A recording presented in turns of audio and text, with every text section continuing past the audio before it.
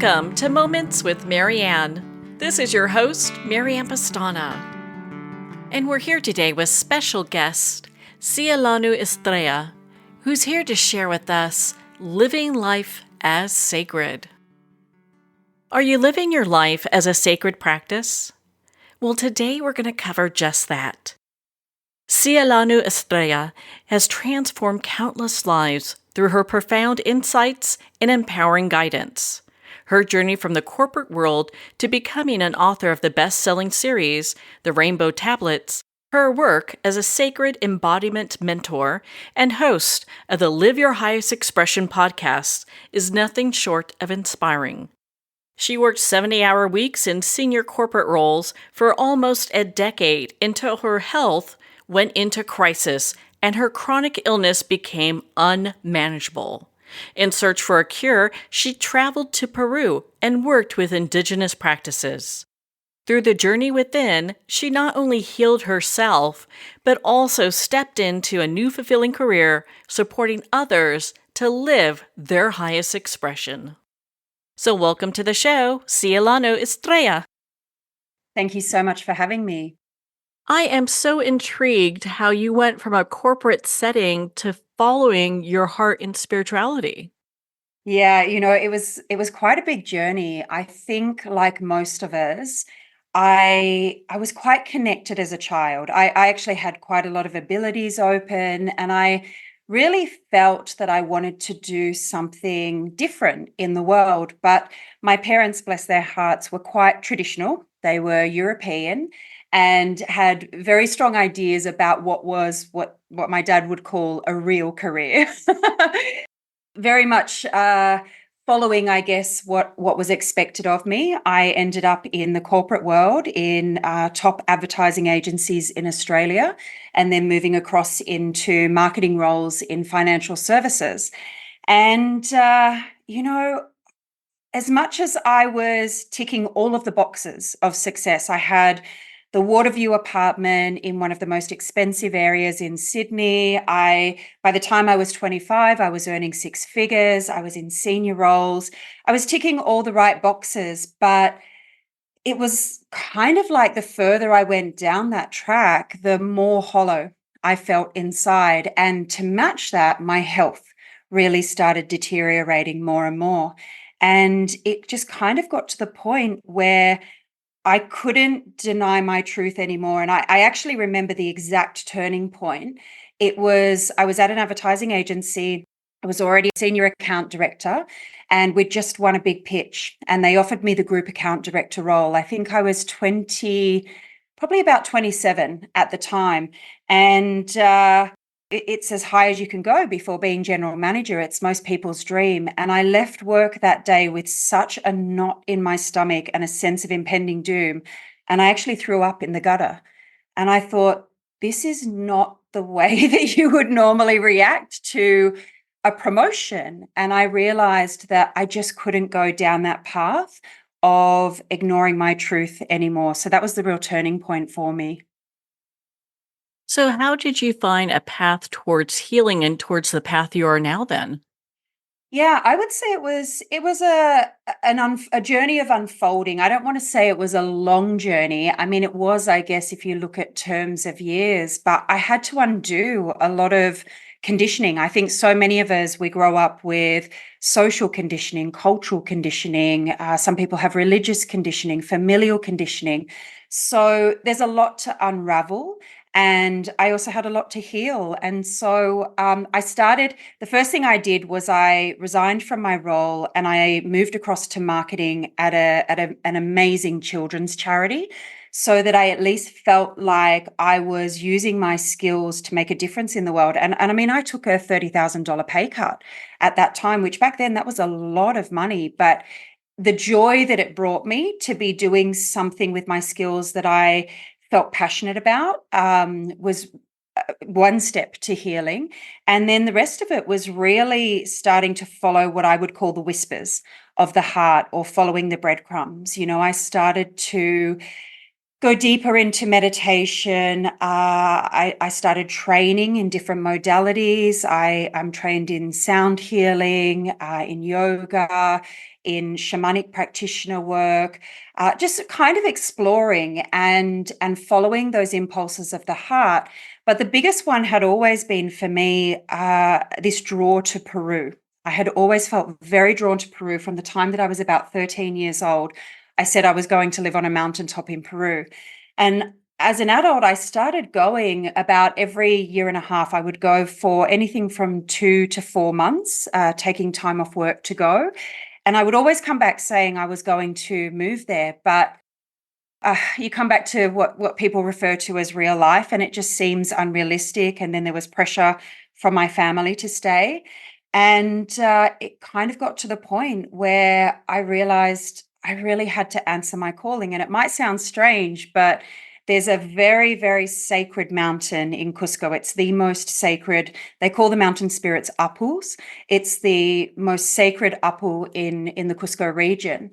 And this mountain is called Alsangate. And Alsangate had been calling me to start running retreats. And I was just like, why are you talking to me about that? I don't do that. And sort of these feelings of unworthiness were coming up.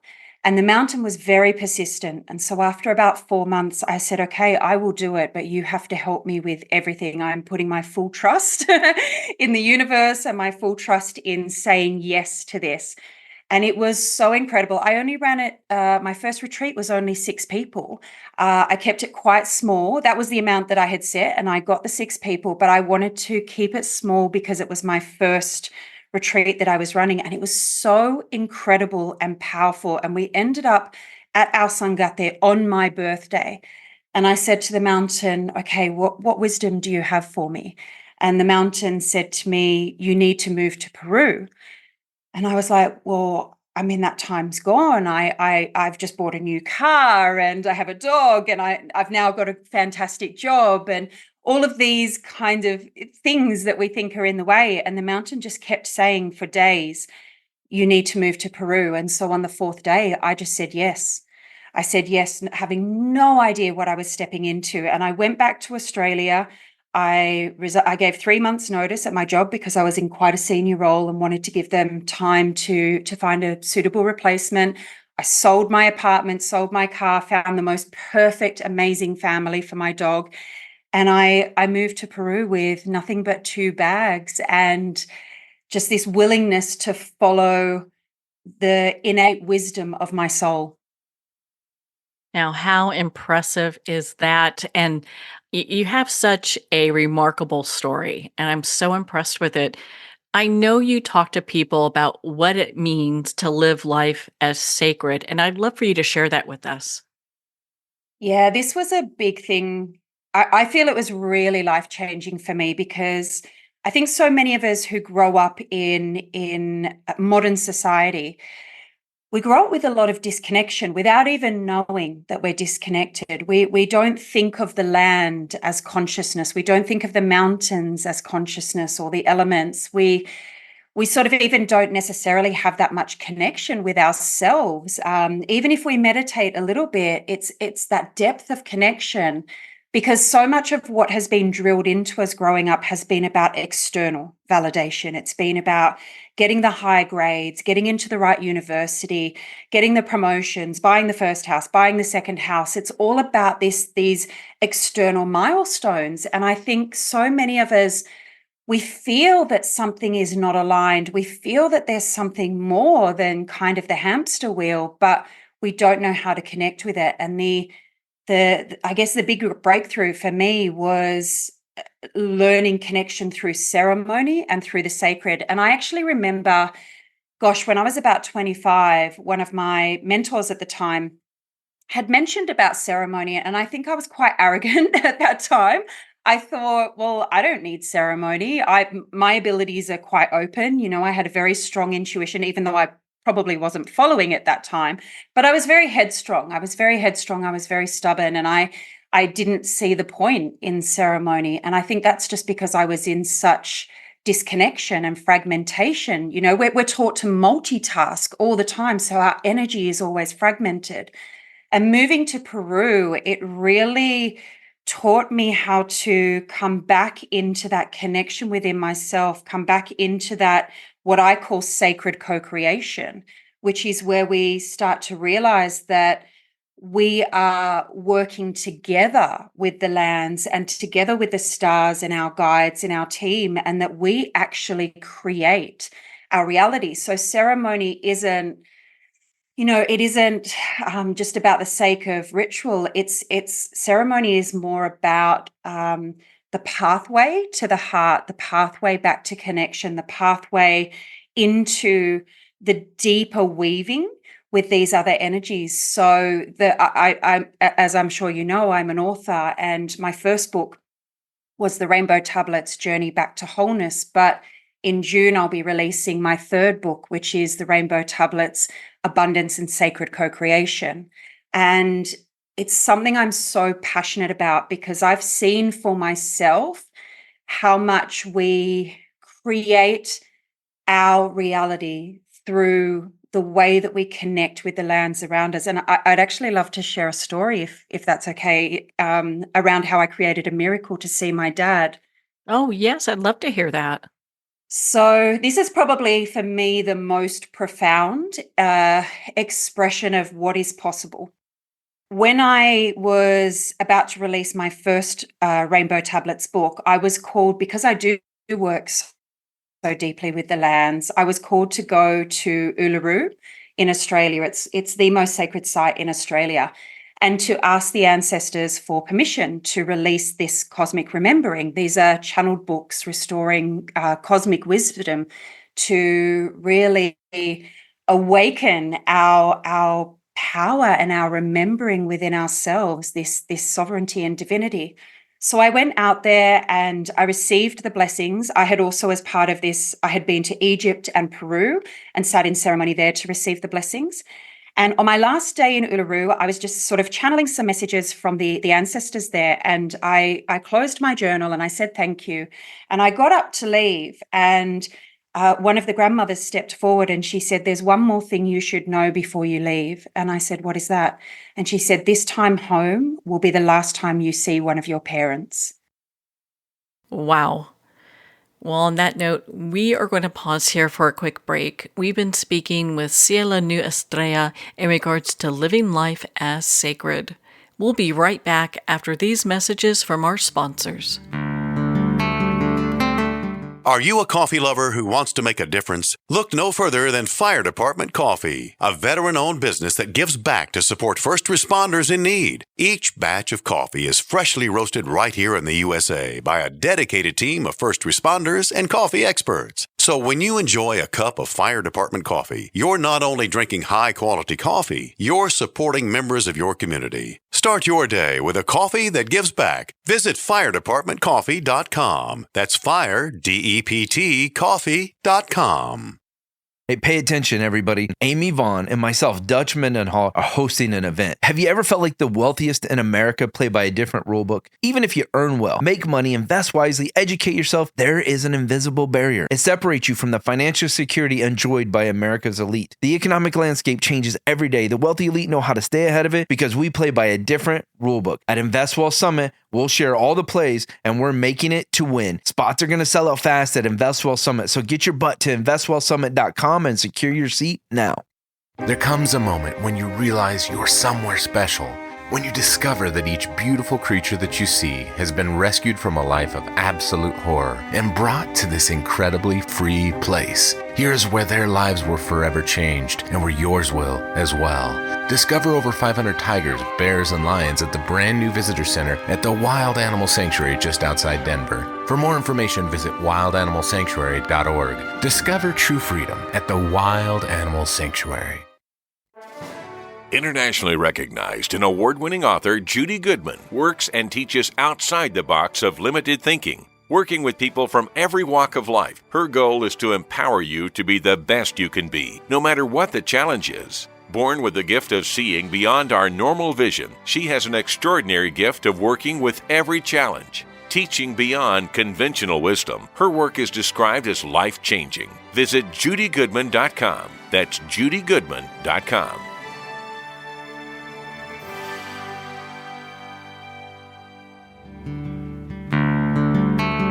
I'd like to thank Jason Eastwood at Guitarfulness for sharing his inspiring music and talent with us. His music is known worldwide for cultivating atmospheres of harmony, inner peace, and clarity. Visit Jason's website at guitarfulness.com. Join his newsletter, be part of his community, and download his music. Welcome back to Moments with Marianne. We're here today with special guest, Sia-Lanu Estrella, who's here to share with us Living Life as Sacred. Before we left for break, we were talking about how you're visiting one of the most sacred sites in Australia when you received some very heart-wrenching news from one of the elders. Can you share that with us again? So I went out there and I received the blessings. I had also, as part of this, I had been to Egypt and Peru and sat in ceremony there to receive the blessings. And on my last day in Uluru, I was just sort of channeling some messages from the ancestors there. And I closed my journal and I said, thank you. And I got up to leave, and one of the grandmothers stepped forward and she said, there's one more thing you should know before you leave. And I said, what is that? And she said, this time home will be the last time you see one of your parents. And that, getting news like that, my parents were healthy at that time. And I just said, thank you, but I choose a different timeline. I choose a different reality. And I flew back to Sydney. This was around, I think it was January 2020. So it was just before the pandemic. And I flew back to Sydney. I had 4 days of plans, catching up with everyone, and I canceled everything. And it makes me teary to talk about it. But I just played cards with my parents and had lunch with them and sat around and drank cups of tea and just spent that time. And then the pandemic happened, and I was living in Peru. We went into quite a strong military lockdown. And about 4 months in, I had a need to have a medical procedure that I couldn't get there, but the borders were closed. There was no way out. And I had to manifest a miracle, which I was able to do, and ended up in the UK. But then once I got to the UK, I was stuck because Australia had its borders closed and I couldn't go anywhere else. Thankfully, my mum was a British citizen, was born in England. So I was able to get my citizenship. And then December 2020, my dad went in for a routine colonoscopy and they perforated his bowel and they didn't realize, and they sent him home. And so later that night, he was in excruciating pain. He was rushed to the hospital and it started a series of over 20 operations. And it became clear pretty quickly that I needed to get home. And it was impossible. It was absolutely impossible. I don't know if you remember, but Australia closed their borders. There were about, I think at the time, they estimated 44,000 people trying to get back.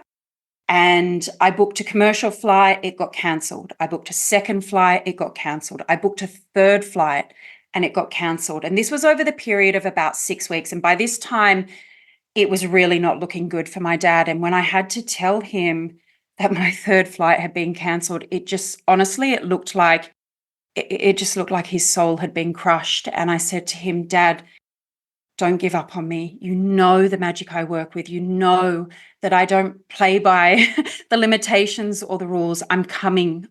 Please hold on. So that night, I thought, what more can I do? And I had people saying to me, Sia, you have to just accept this is the reality of the world. There's a lot of people not getting to say goodbye to their parents. But my answer was, but that's not my reality. I know I create my reality. And so I thought, what can I do? And I was like, well, the answer is always sacred co-creation. And I realized the answer laid with the ancestors at Uluru because they were the ones that told me this was going to happen. So from my London apartment, I came into ceremony and I connected in multidimensionally with the ancestors at Uluru. And I remember kneeling before them. Like I said, it makes me choke up to talk about this. I was kneeling before them and I said, please, I know you told me this would happen, but I told you I chose another timeline.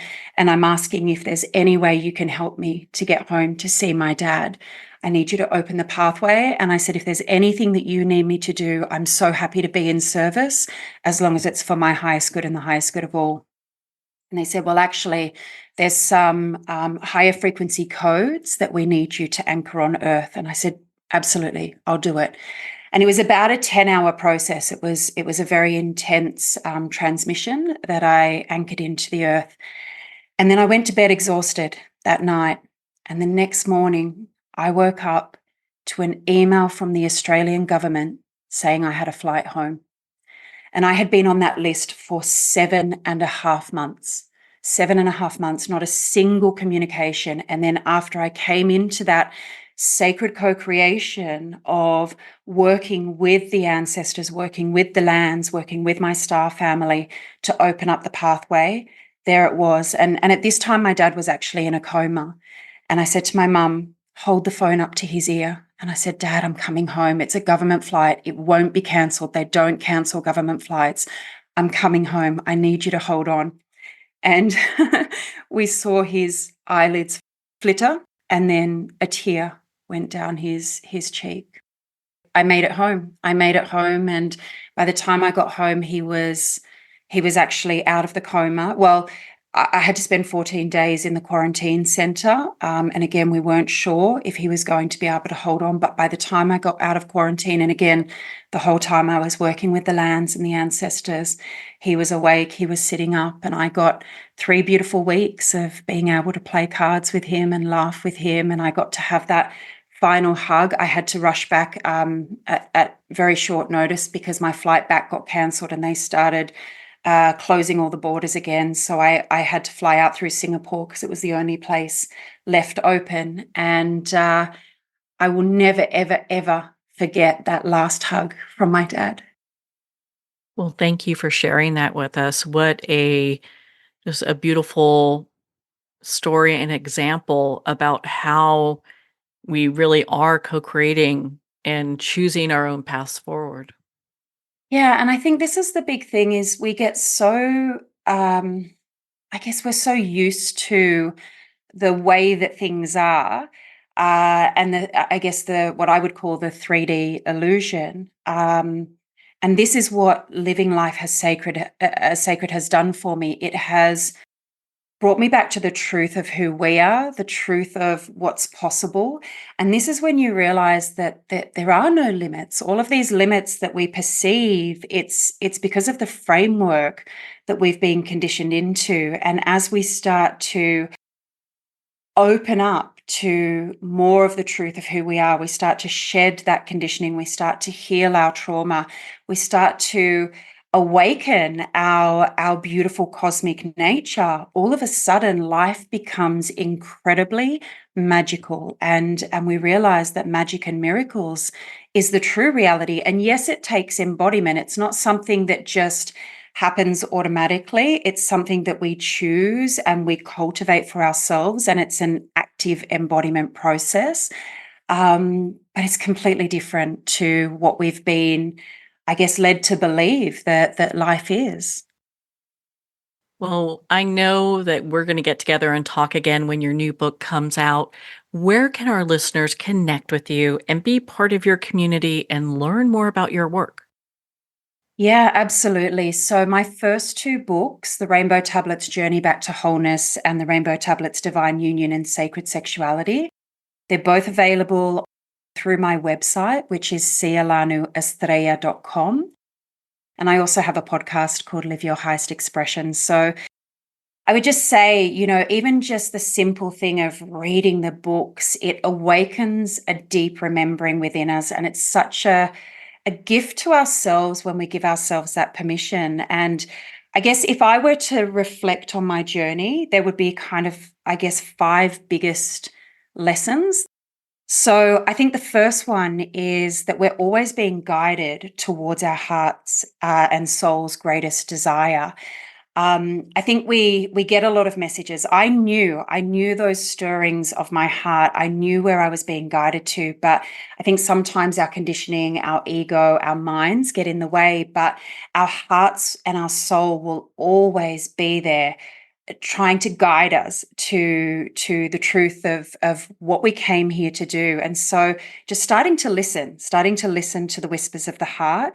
Number 2 would be saying yes will transform your life. That was the biggest thing for me when I started saying yes. And it's not a blanket yes, it's a yes with discernment, but it's a yes to what your heart and soul is telling you as opposed to what your mind and everybody else is telling you. And when we start saying yes, even if it's a little bit scary, like me turning down that big promotion and starting to move towards the life that I wanted to create for myself, it not only transforms our lives in that moment, but it brings in more of that energy. It brings in greater possibilities. Number 3 is it's not about the destination, but the now. I think a lot of people want to know what they're moving towards and what the answer or the outcome is before they start taking steps. And the biggest thing I've learned is it doesn't actually work that way. It's an unfolding. We live into our highest expression. So it's by taking those baby steps, by following the breadcrumbs, that the next step becomes revealed, it becomes apparent, and we end up in a place that is far more incredible than we even could have imagined, because at that starting point, we're viewing things from within a box of our own frame of reference. But as we grow and as it unfolds, that box gets bigger and bigger and bigger, and the possibilities become more and more. Number 4, I would say your embodiment is the key to everything. It's our absolute superpower.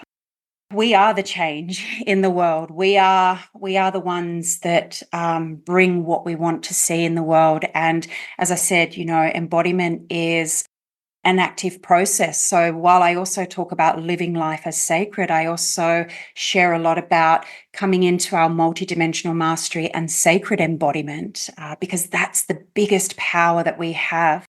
And the 5th thing is that the work doesn't have to be hard. I think there's a perception that if we start the journey, because yes, there will be things to heal and there'll be elements of the ego death and everything, that it's going to be hard and grueling and all of this. And yeah, there are moments like that. Of course there are. There is with anything. But actually, if we approach the journey with childlike curiosity and see it as an exploration, then it really becomes quite joyful and magical. There's a line in my first book where it says the journey back to wholeness is a process of shedding all that we are not in order to re-embody all that we truly are. And that moment of remembering yourself is pure bliss. And that for me has definitely been the journey, that moment when we really start to remember ourselves and unlock the truth of who we are. It's beyond any sense of joy and magic and just incredible wonder than we could have ever imagined. Well, Sia-Lanu, thank you so much for taking the time to be on the show with us here today. Thank you so much. And I look forward to chatting to you again when the 3rd book comes out. Well, I look forward to that as well. If you'd like to connect with Sia-Lanu Estrella, you can at her website, Sia-Lanuestrella.com, to learn about her books and how you can book an appointment with her. Well, we're at the end of our time today. I'd like to thank everyone for tuning in. You've been listening to Moments with Marianne, where we make every moment count.